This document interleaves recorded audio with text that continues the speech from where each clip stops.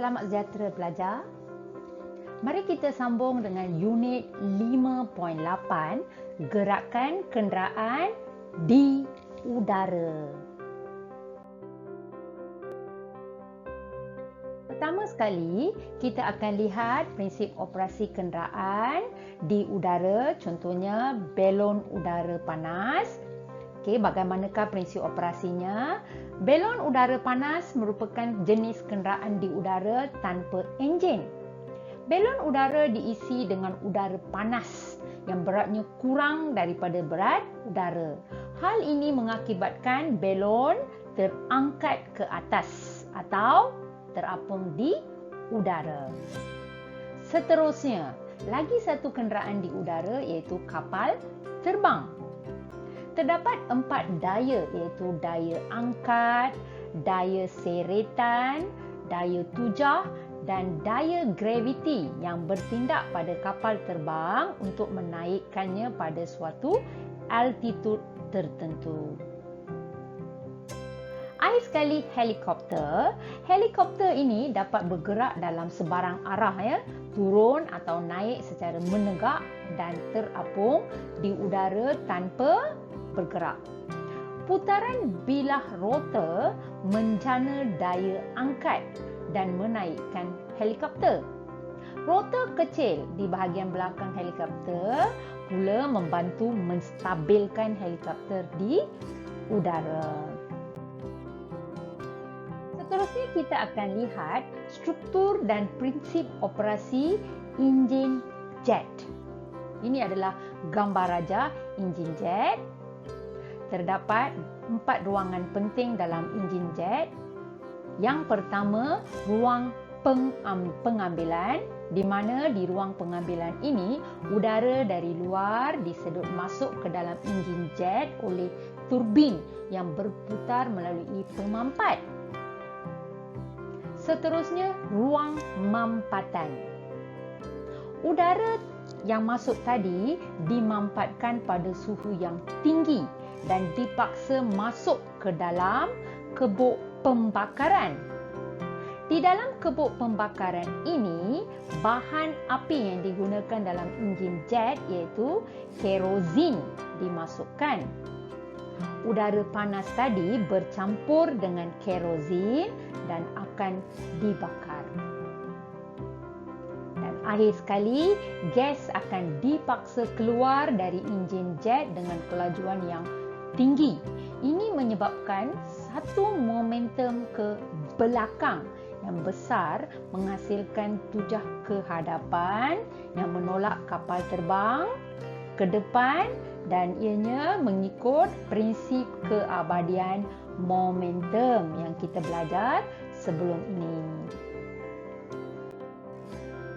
Kita bandingkan struktur dan prinsip operasi enjin jet tadi dengan enjin roket. Rajah menunjukkan enjin roket pula. Bahan api hidrogen dan oksigen yang terdapat di dalam tangki roket akan dibakar di angkasa lepas di dalam kebuk pembakaran.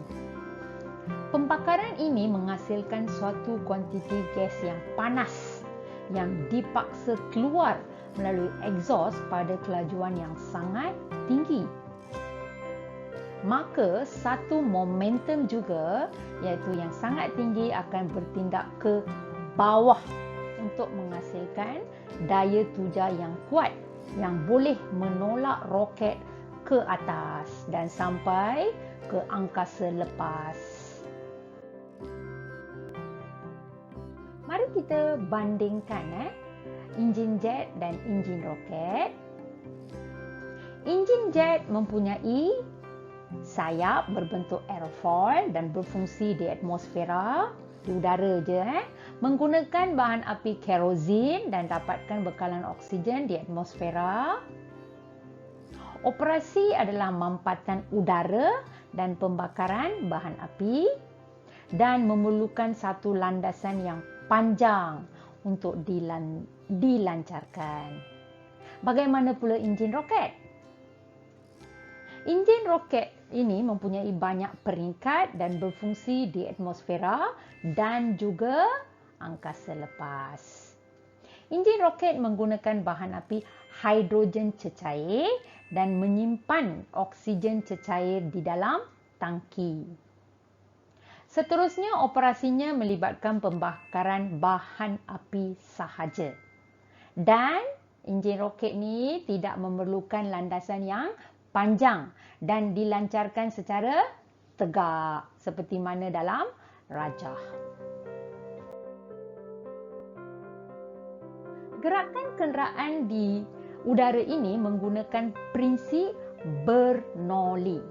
Mari kita lihat dua aktiviti bagi membuktikan prinsip Bernoulli ini, di mana apabila satu hujung cawan ditiup dengan kuat ke dasar cawan yang mempunyai sebuah tin aluminium kosong, ini menyebabkan udara bergerak laju dan mewujudkan satu kawasan bertekanan rendah di antara cawan dan tin aluminium di bahagian dasar cawan.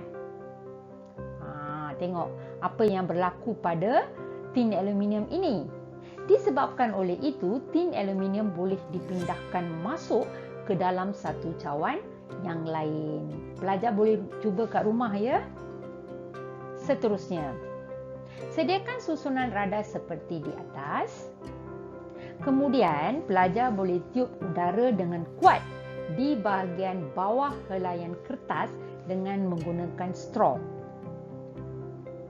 Ini menyebabkan apabila udara ditiup di bahagian bawah helaian kertas, tekanan udara di bawah helaian kertas menjadi rendah dan tekanan udara di atas helaian kertas menjadi tinggi dan menolak kertas tersebut ke bawah.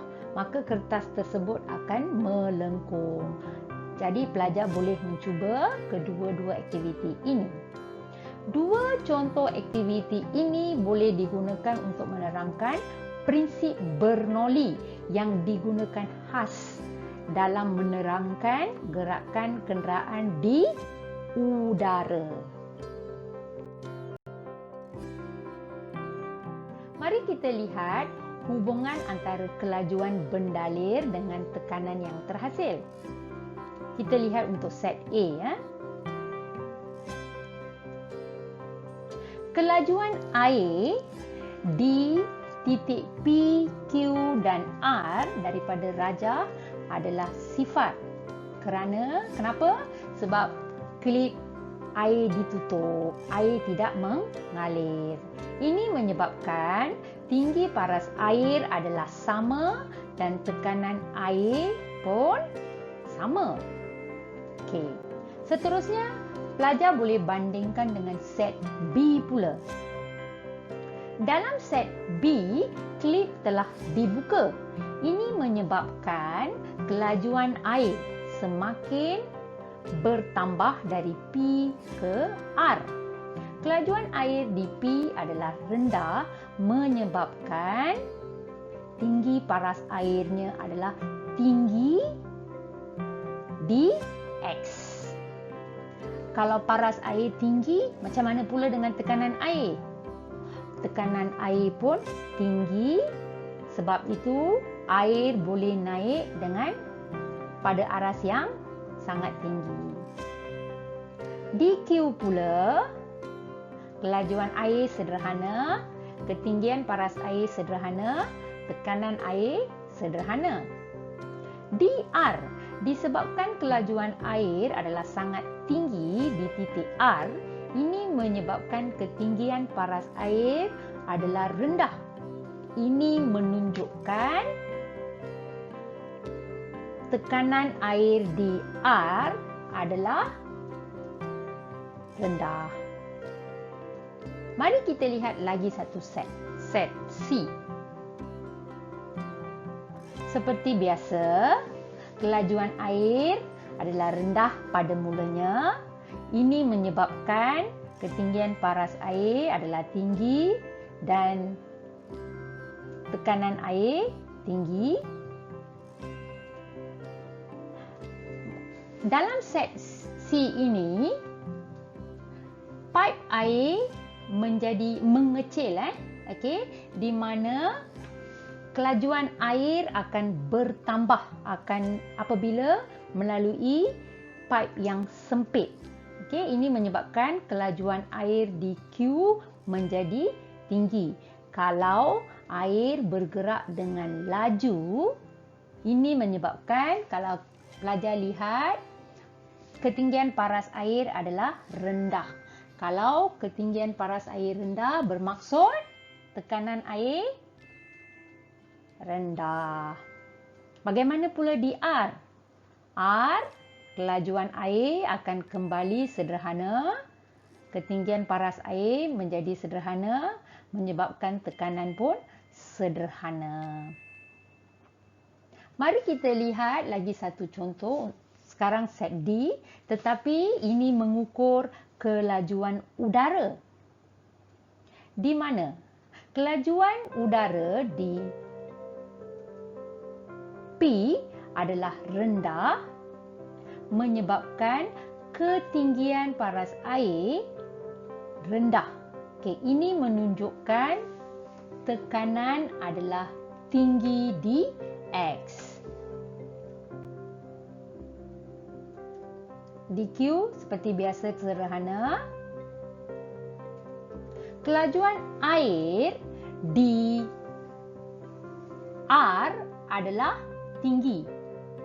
Dan kalau pelajar lihat dalam set D, paras air adalah tinggi juga. Ini menunjukkan tekanan air yang dihasilkan adalah rendah. Melalui aktiviti ini, ianya membuktikan semakin bertambah kelajuan bendalir, semakin berkurang paras air dan sebaliknya. Kesimpulannya, semakin bertambah kelajuan bendalir, semakin berkurang tekanan yang terhasil. Dan membuktikan prinsip Bernoulli, iaitu apabila bendalir bergerak dengan halaju tinggi, ianya akan menghasilkan tekanan yang lebih rendah pada kawasan tersebut atau diringkaskan sebagai P berkadar songsang dengan kelajuan air. Rajah ini dengan jelas menunjukkan hubungan antara kelajuan bendalir dengan tekanan yang terhasil, di mana apabila halaju air bertambah, paras air berkurang. Dan ini adalah kerana tekanan yang terhasil berkurang.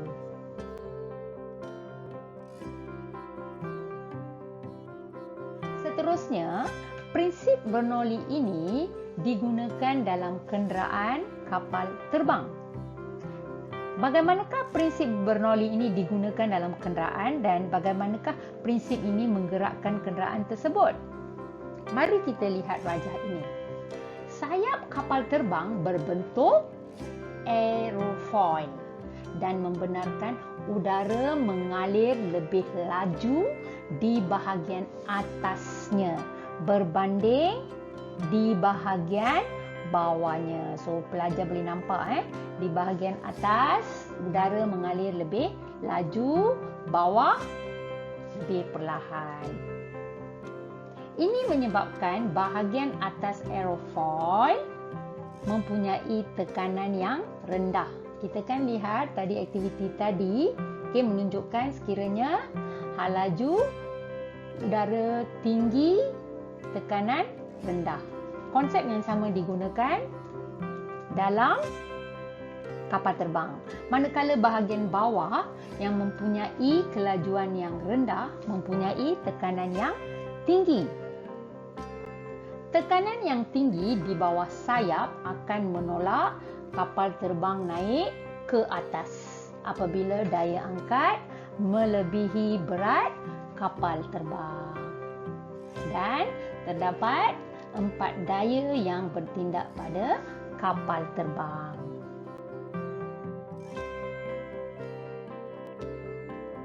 Itu sahaja untuk unit 5.8 gerakan kenderaan di udara. Cikgu harap kamu faham kesemua topik yang terdapat dalam bab 5 gerakan ini. Jumpa lagi. Sekian, terima kasih.